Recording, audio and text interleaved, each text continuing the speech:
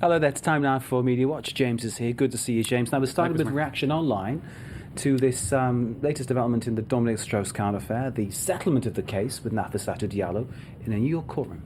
That's right. It is the story predominating French social media this evening, Mark. If you take a look on the computer, Affaire du Sofitel, the Sofitel scandal, the end of the poursuite contre DSK, or the charges against DSK. Now, lots of photos being posted on social media by the huge French press corps present at the Bronx, or the courtroom there in the Bronx. You can see there that was preparing for Nafissatou Diallo's speech. She kept it very, very short indeed, or her people did. And that was the scrum on the announcement that she was coming out of the newsroom. So you can see the extent to which this was just a massive media story for 18 months. And indeed, I think... one sec, where is it? There was this photo which posted by formerly of France 24, Jean-Bernard Cadier, one of the New York French journos, and you can see there that they have a bottle of champagne, right?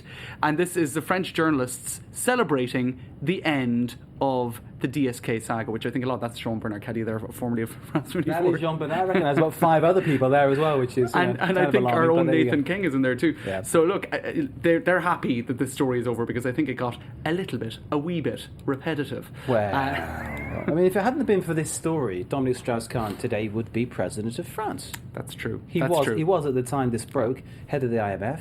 He was the preferred candidate for the Socialists to be their contender to take on Sarkozy, and he was well in the lead in the polls, wasn't he? So this broke him in every way. Some say he deserved it.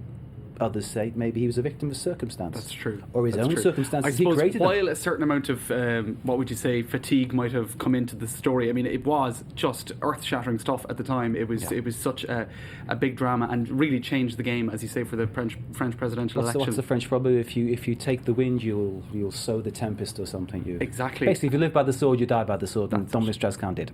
Well, that's it. It's a very different situation nowadays. If we take a look at some more tweets, Mark, this one I think sums it up pretty nicely. The end. It's almost like the curtain coming down on that whole saga, and a lot of the tweets saying something similar. Fin du feuilleton, the end of the drama, so to speak. Now, a lot of people wondering where DSK was during all of this. The French media aren't really talking about it. He wasn't present at the courtroom in New York, but the Daily Mail trusts them to have the scoop. Apparently he was in Venice holidaying with a friend. So that was at least yesterday. I don't know if it's still the case. So look, there you go. It was one of the big trending topics on social media today. Just one final comment on it. I felt a great affection for Miss Diallo, said the judge. A lot of people thought that was odd, kind of personal element coming through his testimony. I think a lot of people felt sorry for the poor lady, to be honest. And interesting to see the Daily Mail, the British tabloid, chasing Dominique Strauss-Kahn. So there's British tabloid mentality still going on, and journalists, I think journalists doing a proper job finding where the person is you need to speak to, rather than just saying, oh, he's away somewhere, as the French press did, you know. Because the French press do that. What's next, sir? All right, well, Berlusconi, speaking of another, I suppose, controversial politician, the return of the mummy. He's a character. He is a character. The Libération's front page this morning, because, of course, he's now saying that he's going to run for elections in February, and the return of the mummy is their front page. Lots of people satirising that on social media. You remember Stay Calm and Carry On, that whole British thing from the war? Stay calm and don't vote for him, says this in Italian. And I quite like the one, I'm Italian and I can't keep calm. That's funny. This smonte means dismantled in Italian. So there you have Berlusconi dismantling. And here you have a Berlusconi pizza. This is a reference actually to Dante's Inferno and the 9 circles of hell. And I suppose getting they're all classical on me. Well, that's what they're saying down here.